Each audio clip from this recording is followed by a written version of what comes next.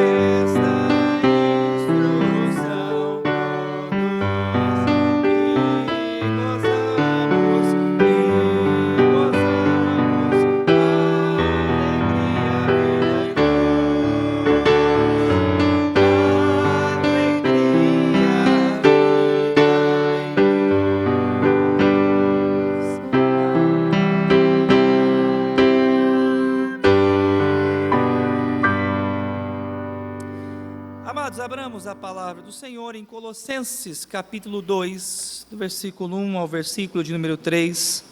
Colossenses 2, de 1 a 3. Nós iniciamos no segundo semestre o estudo dessa preciosa carta e hoje então nós chegamos ao capítulo de número 2. Colossenses capítulo 2, apenas do versículo 1 ao versículo de número 3. Amados irmãos, um dos maiores privilégios que temos é o privilégio de falarmos com Deus, é o privilégio da oração. Por meio da oração, amados irmãos, nós entramos à sala do trono, falamos com o Criador dos céus e da terra, por meio das nossas orações, colocamos o nosso coração diante de Deus, suplicamos ao Senhor, clamamos o seu favor. Por meio da oração, nós alcançamos as mais longínquas regiões da terra. A oração, ela é capaz de alcançar lugares inapensáveis. Nós também sabemos, meus amados irmãos, que a oração, ela traz consolo. A oração, ela conforta a nossa alma. Por meio da oração, meus amados irmãos, nós temos o privilégio de saber que o Criador dos céus e da terra, aquele que fez tudo ao som da sua voz, Ele nos ouve e Ele nos atende. Nós queremos nessa noite falarmos sobre o privilégio da oração, falarmos sobre a oração que Paulo fez em favor da igreja de Colossos, não somente da igreja de Colossos, mas também em favor da igreja de Laodiceia. Mesmo sentados como os irmãos estão, nós faremos a leitura e vamos fazer a leitura alternada. Eu vou ler o primeiro versículo, a igreja, o versículo 2, e depois então eu farei a leitura do versículo 3. Gostaria, pois, que soubesses, com grande luta venho mantendo por vós, pelos laodicenses, e por quantos não me viram face a face. Versículo 2, a igreja.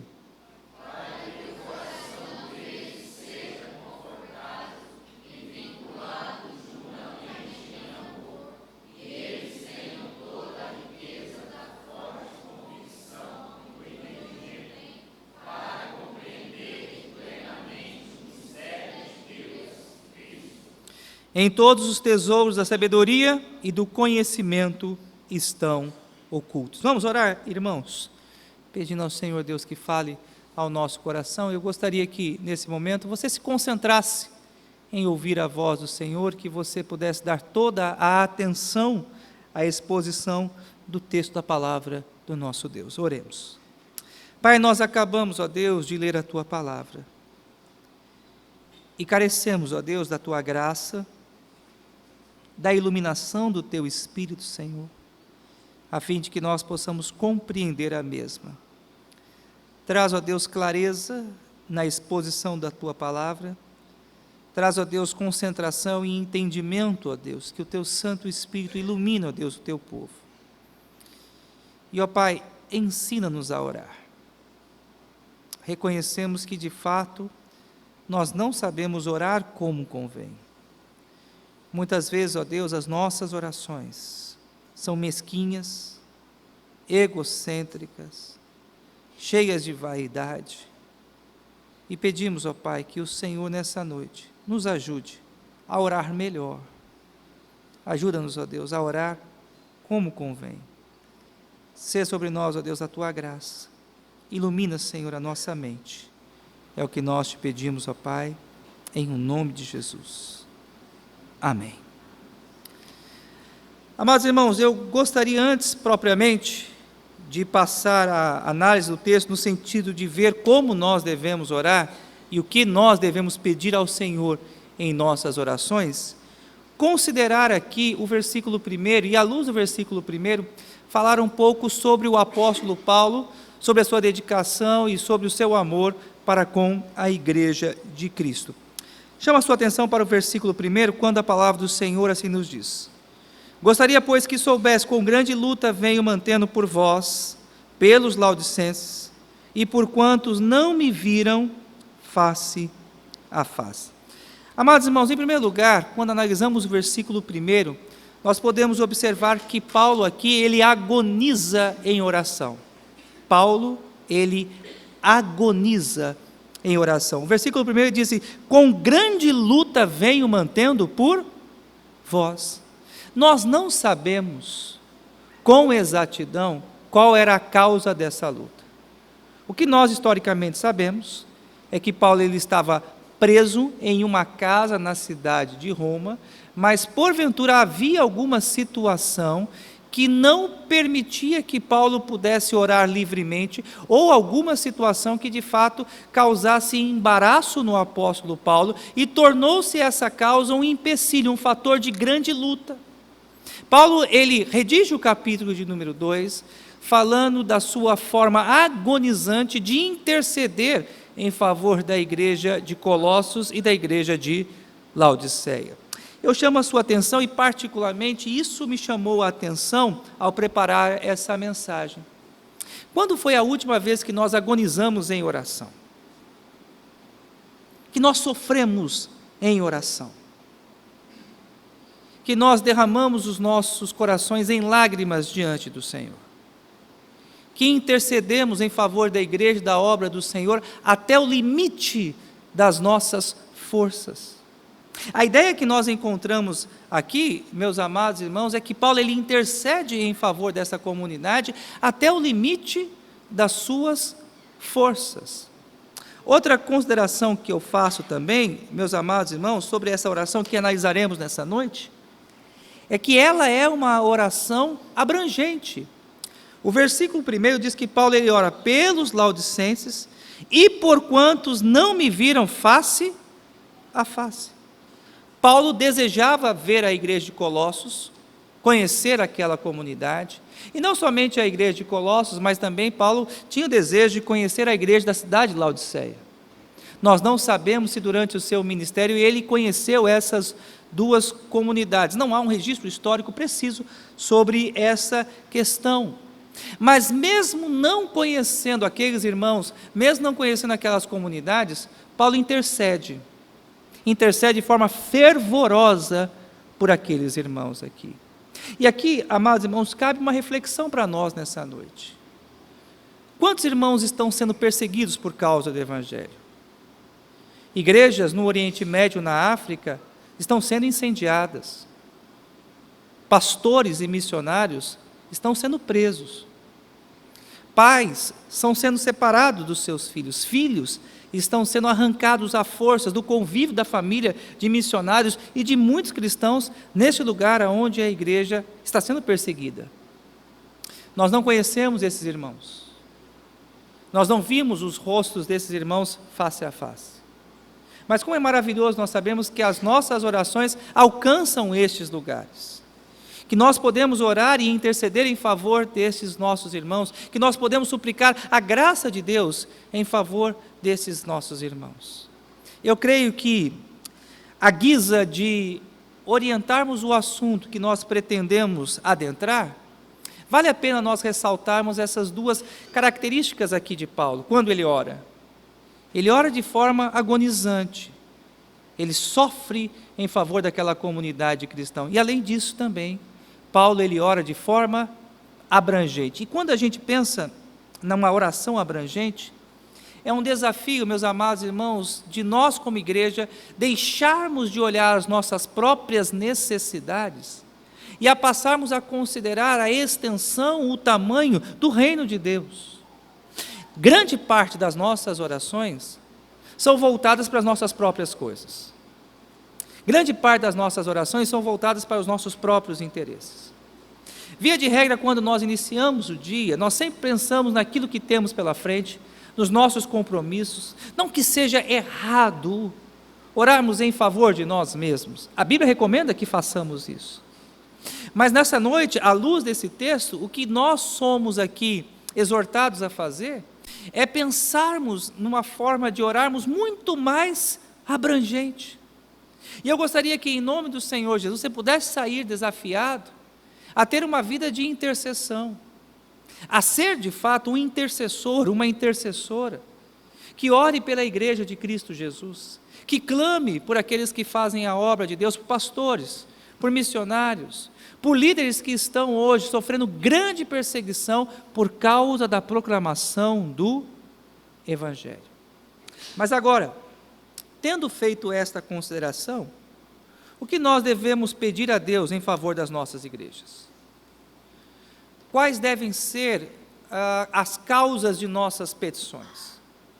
O que devemos suplicar ao Senhor em favor do povo de Deus? Amados irmãos, eu quero nessa noite aqui destacar apenas 3 coisas que nós devemos orar em favor da igreja. Em primeiro lugar, nós devemos orar pedindo ao Senhor Deus que traga consolo à igreja. Devemos orar pedindo ao Senhor Deus que traga consolo à igreja. Vejam vocês o versículo 2, a primeira parte, quando o apóstolo Paulo diz, para que o coração deles seja confortado.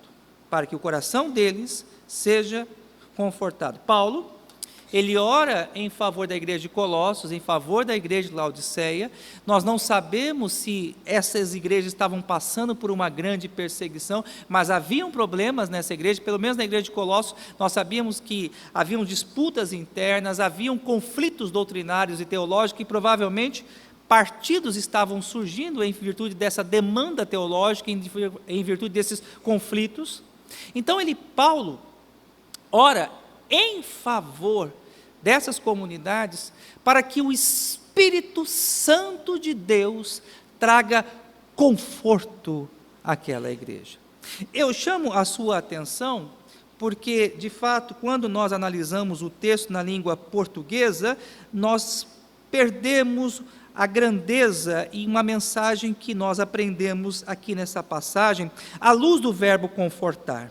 Como eu disse no versículo 2, Paulo ele ora para que o coração deles seja confortado. A palavra confortado aqui vem do verbo grego parakaleo. Parakaleo deu origem a uma outra palavra que é usada por Jesus em João 14, 26, quando o Senhor Jesus diz que Ele rogaria ao Pai e Ele vos dará outro consolador, a fim de que esteja para sempre convosco. O que Paulo está aqui nos mostrando é que nós devemos orar para que o Espírito Santo de Deus traga conforto à vida da igreja. Quem conforta a igreja em suas lutas é o Espírito Santo. Quem sustenta a igreja em suas lutas é o Consolador bendito, o Espírito Santo vindo da parte de Deus. Também é de suma importância nós destacarmos aqui que quando Paulo fala sobre o consolo e ele ora ao Senhor pedindo para que a igreja seja consolada, Paulo ele não está falando aqui de coisas superficiais. Não está na mente do apóstolo Paulo uma jovem que tem o fim do seu relacionamento e chora por causa disso. Não está na mente de Paulo uma pessoa que ainda não conseguiu comprar uma casa, ou conseguiu comprar um carro, ou não foi aprovado num concurso público, ou não entrou numa faculdade, num vestibular, e que está triste por causa disso. Não é isso que Paulo tem em mente aqui. Quando Paulo ele fala sobre o consolo e o conforto, quando Paulo deseja que o coração deles seja confortado, é acerca da luta que todos nós, como cristãos, enfrentamos por causa do Evangelho. É nesse sentido, meus amados irmãos, que nós devemos dobrar os nossos joelhos, colocar a boca no pó e clamarmos a Deus para que o Espírito Santo de Deus nos conforte. Todo cristão tem que passar por lutas e dificuldades. A nossa fé, ela produz rejeição do mundo. Na primeira carta escrita pelo apóstolo João, capítulo 3, versículo 5, o apóstolo João nos diz: não vos maravilheis disto, se o mundo vos odeia. E o próprio Senhor Jesus diz aos seus discípulos que por causa do seu nome, a igreja ela há de ser perseguida. E a palavra do Senhor também nos diz que todos aqueles que querem viver piedosamente serão afligidos. Portanto, meus amados irmãos, viver o Evangelho, ser obediente à palavra do Senhor, viver em santidade de vida, de fato é um preço alto que nós pagamos. Mas para que nós continuemos em nossa jornada, nós precisamos do auxílio, da graça, do consolo e do conforto do Espírito Santo. E também ainda voltando rapidamente a falar sobre o verbo parakaleo, que é o verbo confortar aqui no texto que nós estamos estudando. O Consolador é aquele que está ao nosso lado. É aquele que está sempre conosco. A palavra que aparece lá em João 14, 6, quando Jesus fala sobre o Consolador, que viria da parte do Pai, é alguém que está ao nosso lado, que sustenta-nos diante das nossas lutas e dificuldades. Portanto, meus amados irmãos, nós devemos orar para que a igreja ela seja confortada, sustentada pelo Espírito Santo de Deus, o nosso Consolador. A segunda lição que nós aprendemos aqui, meus amados irmãos, é que nós devemos orar para que o amor fraternal ele seja evidenciado entre nós, para que o amor fraternal ele seja evidenciado entre nós. Vejam vocês, ainda no versículo 2, quando a palavra do Senhor assim nos diz: para que o coração deles seja confortado e vinculado juntamente em amor. Vinculado juntamente em amor. Ao mesmo tempo que Paulo pede para que o Espírito Espírito Santo de Deus conforte a igreja, vem vinculado à ação do Espírito Santo em trazer conforto à igreja, o amor fraternal. Meus amados irmãos, eu gostaria, nessa noite, de fazer 4 considerações à luz do amor fraternal na vida da igreja. A primeira delas é que o sistema religioso e de governo não são as coisas mais importantes da igreja, mas sim o amor. Muitas vezes caímos no erro de pensarmos que as nossas estruturas, pensarmos que o sistema de governo, as nossas regras, as nossas normas, porque toda sociedade, toda instituição, ela precisa de regras, ela precisa de norma para ter um bom andamento. São as coisas mais importantes da igreja. Nós precisamos entender que a prática do amor, o sentimento do amor, a atitude do amor é a coisa mais importante na vida da igreja. E nós, como cristãos, não somos identificados, meus amados irmãos, pelo nosso regimento, pela nossa liturgia ou pelo nosso sistema de governo apenas. Mas a principal característica da igreja é o amor. E eu fundamento esta verdade à luz da palavra do Senhor da igreja. Em João 13:35, Jesus diz: nisso conhecerão todos que sois meus discípulos, se tiverdes amor uns para com os outros. A nossa identidade é o amor. A nossa carteira de identificação nesse mundo, como discípulos de Cristo Jesus, é a prática do amor. Portanto, meus amados irmãos, em primeiro lugar, nós precisamos entender que a coisa mais rica e importante de qualquer igreja cristã não é o seu sistema, não são as suas normas, não são os seus princípios litúrgicos, mas a maior riqueza da igreja é a prática do amor. A segunda lição importante que eu destaco aqui, meus amados irmãos, falando ainda sobre o amor, é que quando morre o amor na igreja, a igreja deixa de ser igreja. Quando morre o amor na igreja, a igreja deixa de ser igreja. Não há nada que enfraqueça mais a igreja do que a falta de amor, do cuidado, da atenção, do respeito. Nós precisamos entender, meus amados irmãos, que as disputas, as rivalidades, o ódio, a raiva, os ciúmes, todas essas coisas apenas enfraquecem a igreja.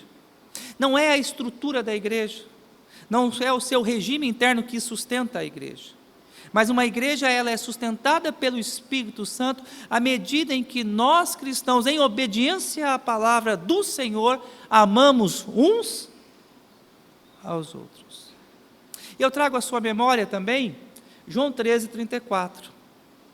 Em João 13:34 nós temos uma referência sobre o amor cristão surpreendente.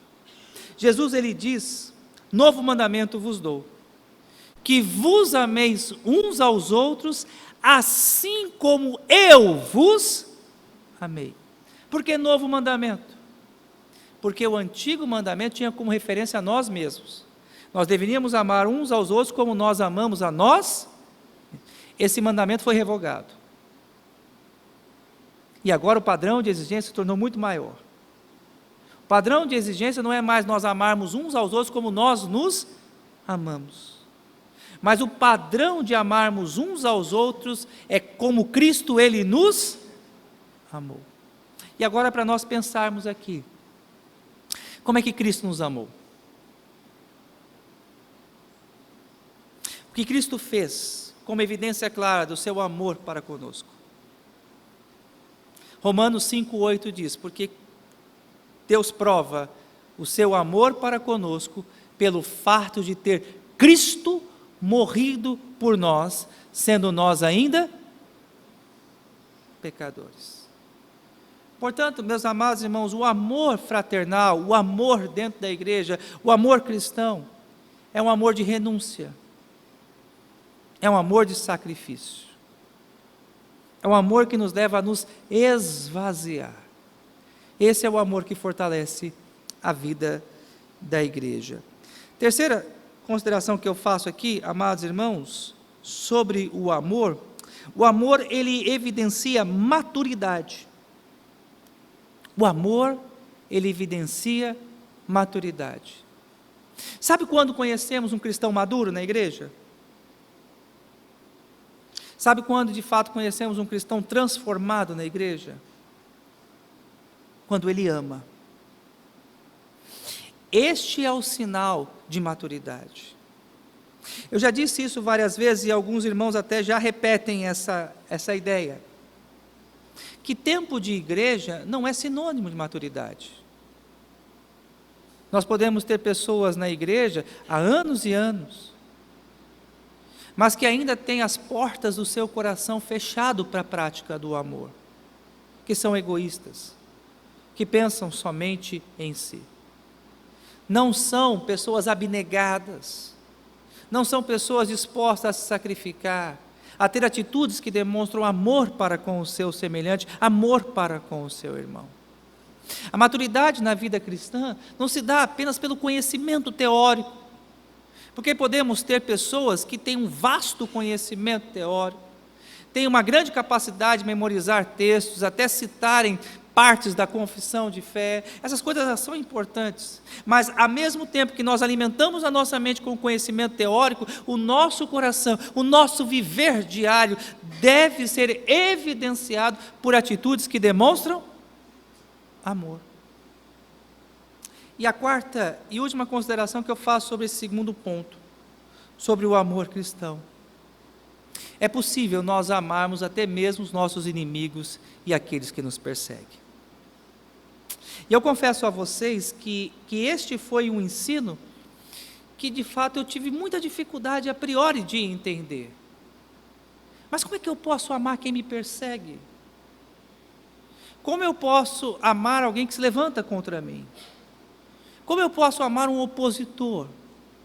Como eu posso amar alguém que me difama? Como eu posso amar alguém que me persegue, que tem ódio contra mim? A nossa tendência é sempre essa de nos afastarmos dessas pessoas, de nos distanciarmos dessa pessoa. Mas o que nós aprendemos quando Jesus ele fala sobre amar o nosso inimigo e orar por ter mesmo aqueles que nos perseguem, é que amor não é sentimento, mas amor é atitude. O amor se caracteriza por atitudes. E nós não podemos confiar em nossos corações. E por que nós não podemos confiar nas nossas emoções? Porque as nossas emoções, elas foram manchadas pelo pecado. Amar é muitas vezes fazer aquilo que o coração diz não. Amar é muitas vezes fazer aquilo que o nosso coração diz não. As nossas emoções não querem. Os nossos sentimentos dizem não. A nossa alma branda, não, se afaste. Mas o amor nos leva ao sacrifício, o amor nos leva à morte na cruz, nos leva a crucificar as nossas vaidades e os nossos egos. E quando a gente ama, mesmo não querendo, a gente faz o bem, a gente respeita, a gente cuida, mesmo daqueles que são os nossos inimigos e daqueles que nos perseguem. O amor nos molda. A prática do amor nos faz pessoas melhores. A prática do amor nos assemelha a Cristo Jesus. Portanto, meus amados irmãos, o que nós como igreja precisamos fazer é orar para que o amor cristão seja sempre, sempre crescente entre nós. E em último lugar, nós devemos orar, amados irmãos, para que Deus nos dê conhecimento. Devemos orar para que Deus nos dê conhecimento. Então nós devemos orar, em primeiro lugar, para que o Senhor nos dê conforto, que o Espírito Santo nos console. Devemos orar pelo amor entre nós, para que o amor seja sempre crescente entre nós. Mas em terceiro lugar, nós devemos orar pedindo ao Senhor Deus que nos dê conhecimento. E eu quero fundamentar, amados irmãos, à luz do versículo 2 do versículo 3. Chama a sua atenção quando Paulo diz, na última parte do versículo 2, e eles, falando da igreja de Colossos, da igreja de Laodiceia, tenham toda a riqueza da forte convicção do entendimento, para compreenderem plenamente o mistério de Deus, Cristo, em que todos os tesouros da sabedoria e do conhecimento estão ocultos. Amados irmãos, aqui eu chamo a sua atenção para duas verdades. A primeira delas, à luz desse texto, nós não podemos nos contentar com aquilo que nós já aprendemos de Cristo. Vou repetir, eu quero que você guarde isso. Não se contente com aquilo que você já aprendeu de Cristo. Duas palavras ou duas expressões aqui me chamam fortemente a atenção quando Paulo diz o seguinte: e eles tenham toda a riqueza da forte convicção do entendimento para compreenderem plenamente, toda e plenamente. Olhe para cá, chama a sua atenção. Eu quero que você pense aqui comigo. Será possível nós alcançarmos todo o conhecimento da palavra de Deus? Será possível nós conhecermos plenamente toda a palavra de Deus? A resposta é não. Mas, ao mesmo tempo que nós sabemos que nós jamais alcançaremos todo o conhecimento, esse pleno conhecimento, esse deve ser o nosso alvo. A vida cristã, ela lança desafios que são inalcançáveis, mas que são estímulos sempre ao nosso crescimento. No Sermão do Monte, o Senhor Jesus, ele diz: sede perfeitos, como perfeito é o vosso Pai. Irmãos, nós alcançaremos a perfeição aqui nesse mundo? Não. Jamais alcançaremos a perfeição. Mas a palavra de Deus nos estimula a buscarmos sempre uma vida de retidão. E qual que é a aplicação disso? Que sempre haverá coisas em nós que precisam ser mudadas, sempre haverá coisas em nós que precisam ser consertadas.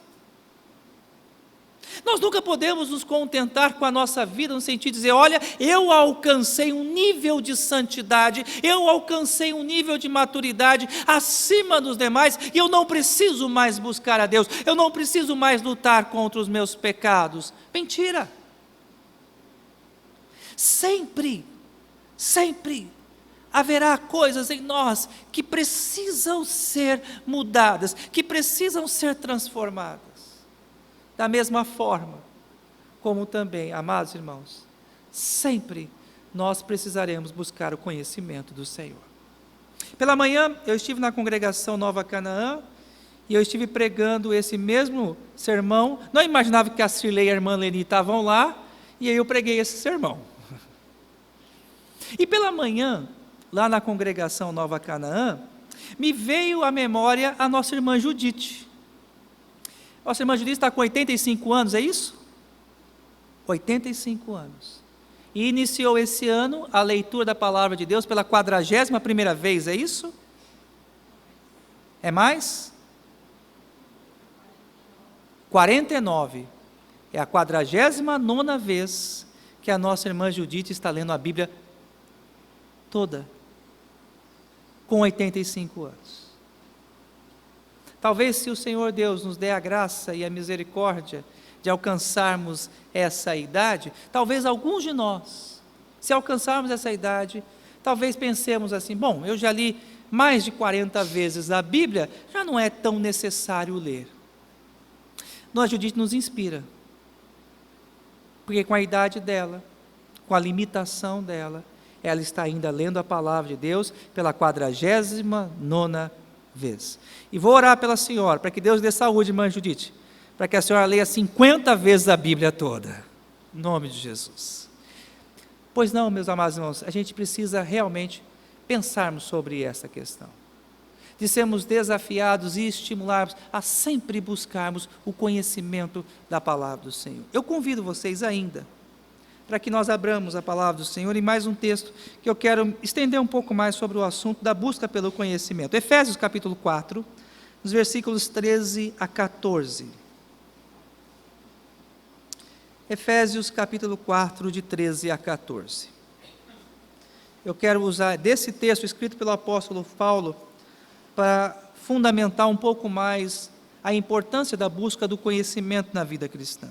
Efésios 4, de 13 a 14.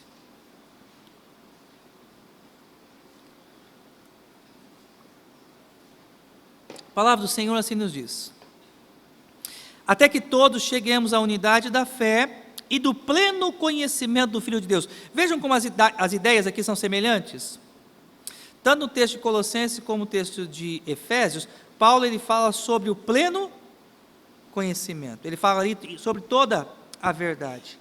A perfeita varonilidade, a medida da estatura da plenitude de Cristo, para que não mais sejamos como meninos agitados de um lado para outro e levados ao redor por todo o vento de doutrina, pela artimanha dos homens e pela astúcia com que induzem ao erro.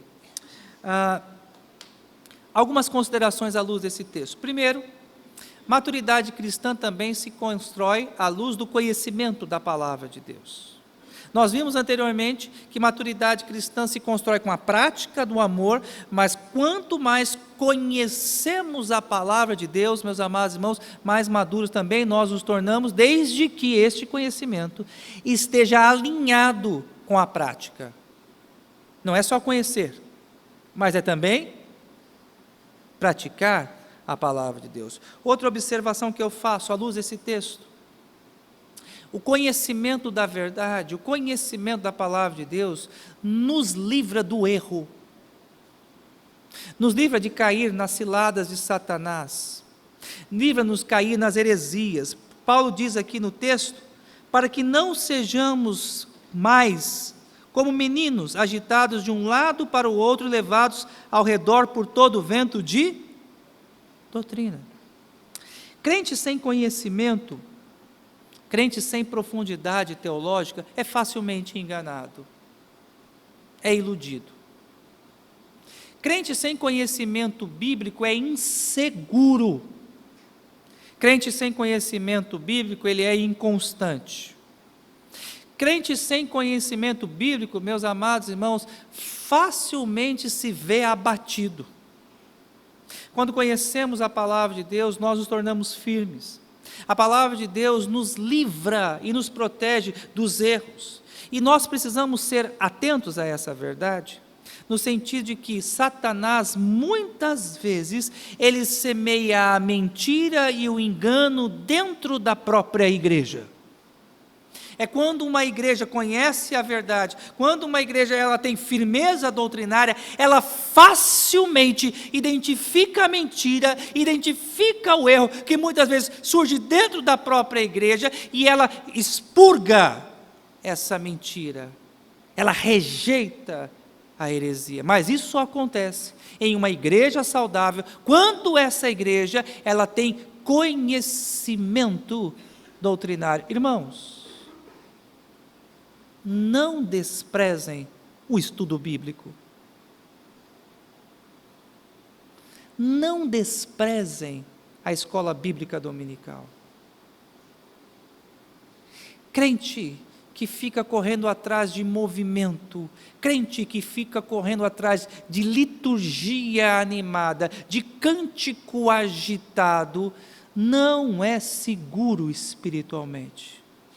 O que traz firmeza, o que traz maturidade é o conhecimento da palavra de Deus.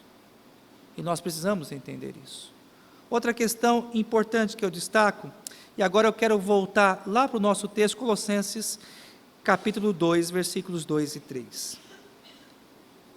Colossenses, capítulo 2, versículos 2 e 3.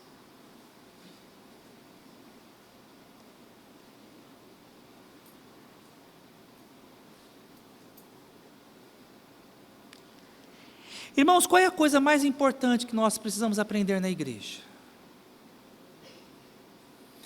qual é o mais importante assunto que nós precisamos, nos dedicar a estudar? Qual deve ser o principal conteúdo das nossas mensagens? O que eu e você precisamos saber da Bíblia? À luz desse texto, meus amados irmãos, que nós estamos expondo nessa noite, nós precisamos entender que o assunto mais importante da Bíblia é Cristo Jesus. Vejam só o que diz o texto: para compreenderem plenamente o mistério de Deus, Cristo, em que todos os tesouros de sabedoria e do conhecimento estão ocultos. Eu quero chamar a sua atenção para duas verdades sobre a importância de conhecermos a Cristo, de nos aprofundarmos em conhecermos a sua obra e o seu ser. A primeira delas é que Cristo nos é apresentado aqui como o mistério de Deus. E nós precisamos entender que sentido Paulo ele usa o termo mistério, o que ele quer dizer com essa expressão, que Cristo Jesus é o mistério de Deus. Outrora, os nossos irmãos que viveram antes da encarnação de Cristo, antes da manifestação do nosso Redentor, eles tinham um conhecimento parcial da verdade. O autor aos Hebreus diz que eles viam como em sombras. Mas agora, quando Cristo se manifesta, todo o mistério da salvação, todo o mistério da graça vem à tona. A luz traz o conhecimento da plena verdade. E é por isso que Paulo, então, ele chama Jesus Cristo do mistério de Deus, outrora oculto, mas que agora se encarna e se manifesta entre nós, tornando evidente a obra salvadora de Deus Pai. A nossa missão é anunciarmos essa gloriosa verdade, que em Cristo Jesus nós conhecemos plenamente a vontade do Pai, que em Cristo Jesus há salvação, que no nome de Cristo Jesus há redenção para todos os pecadores. Outro ponto que eu chamo a sua atenção para o versículo de número 3. Por que nós devemos buscar conhecer a Cristo? Paulo diz em que todos os tesouros da sabedoria e do conhecimento estão ocultos. De todas as coisas desse mundo, de todas as ciências, de todas as matérias, de todo tipo de entendimento que o homem possa buscar, não há nada mais sublime, não há nada mais importante do que Cristo Jesus. Eu quero deixar claro aqui também, aos nossos acadêmicos, nossos estudantes e a toda a igreja, é claro que esse texto não está dizendo que nós não devemos conhecer outras coisas, que nós não devemos ler livros de sociologia, filosofia, de história, de medicina, de outras coisas mais. Não é isso que o texto está dizendo. O que o texto nos mostra claramente que a coisa mais sublime, mais importante, mais significativa que nós devemos buscar em nossa jornada aqui na terra é conhecer a Cristo e a sua obra. Não há conhecimento que se compare a este. Paulo ele usa essa expressão também pensando em uma parte do contingente da igreja de Colossos. Por quê? Porque na igreja de Colossos haviam pessoas encantadas com a filosofia grega. E essas pessoas encantadas pela filosofia grega, elas estavam em busca da verdadeira sabedoria, elas estavam em busca do conhecimento especial. E eles corriam atrás de filósofo A, filósofo B, pensador dali, pensador daqui. Esses homens, eles viviam em constante conflito, andando de um lado e para o outro, buscando a verdadeira sabedoria. Paulo diz a esses homens, a essas pessoas, que a verdadeira sabedoria, que o verdadeiro conhecimento está em Cristo Jesus. E que nada nesse mundo se compara a este conhecimento. Termino, meus amados irmãos, a mensagem dessa noite, como vocês aprenderam no curso de homilética, fazendo aqui algumas aplicações. E eu chamo a sua atenção para 5 aplicações que esse texto traz para nós nessa noite. Eu gostaria que nós pudéssemos levar essas aplicações para casa, a fim de que, de fato, nós possamos colocá-las em prática no nosso dia a dia.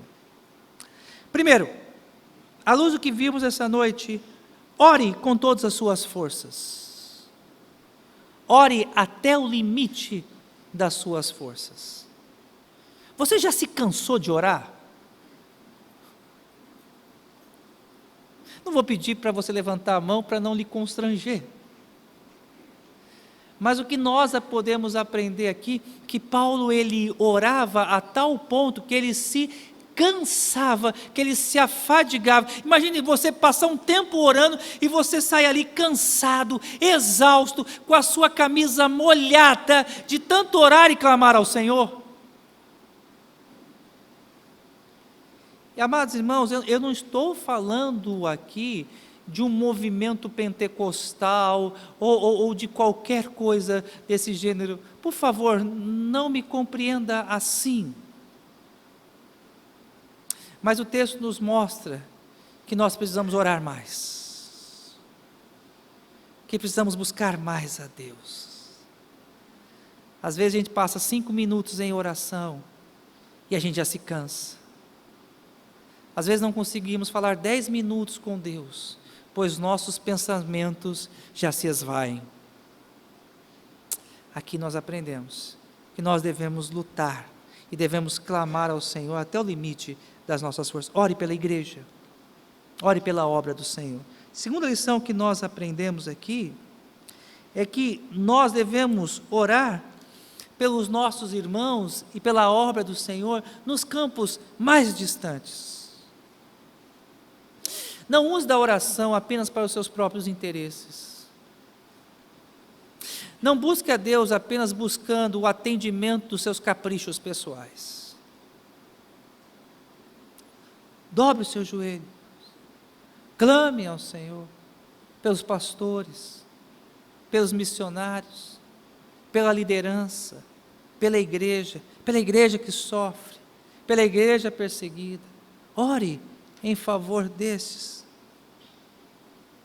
Vimos também nesta noite, amados irmãos, que nós devemos orar pelo conforto do Espírito Santo em nossa jornada da fé. Você está sendo perseguido por causa da sua fé? Você tem sofrido objeções por causa das suas convicções e por causa da sua crença?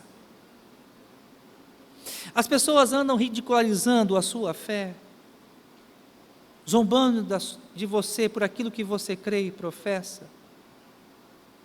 Ore ao Senhor, peça para que o Espírito Santo de Deus conforte o seu coração. Quarto lugar, nós aprendemos nessa noite que nós devemos orar para que Deus nos dê um amor e que o amor cresça sempre entre nós. Como anda o seu coração? Você guarda ressentimento de alguém? Você traz consigo raiva, amargura, ódio, disputa?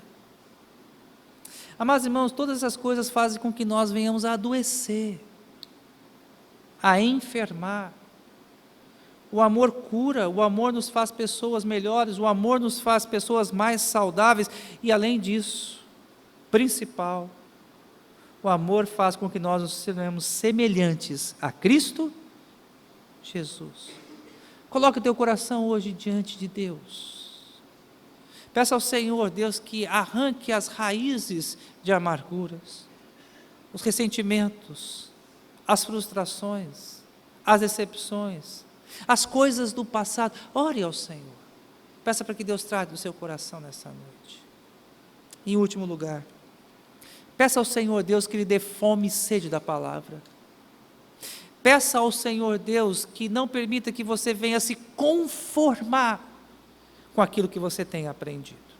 que você queira mais, que você busque mais conhecimento, que você tenha anseio, esse anseio é bendito, anseio de conhecer mais e mais a palavra de Deus.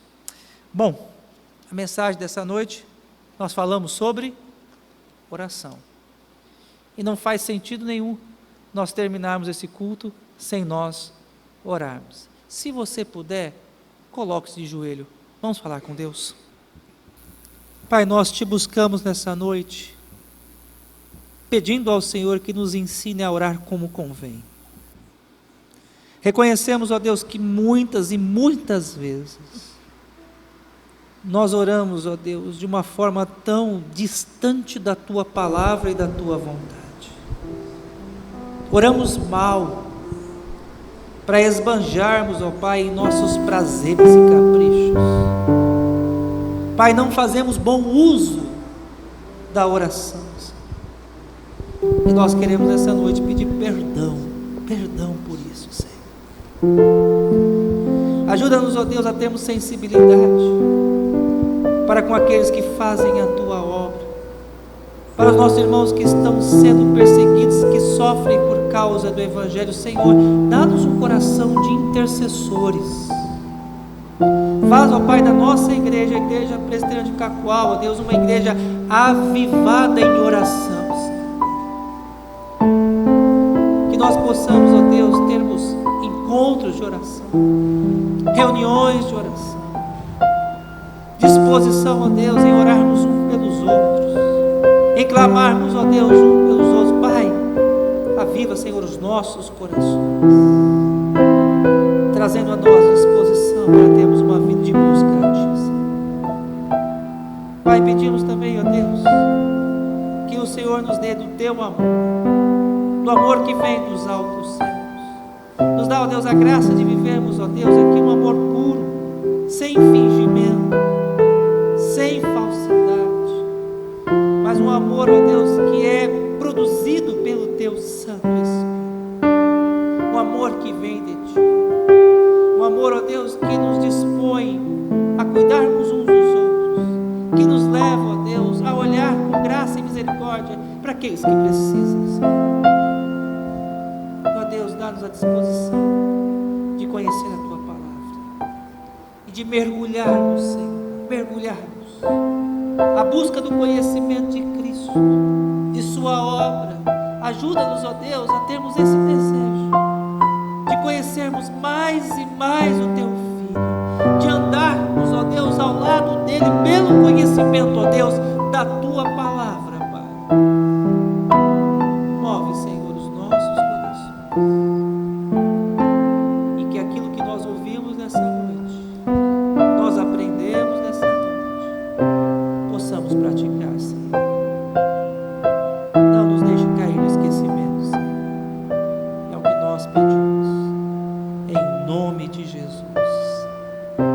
Amém, Senhor.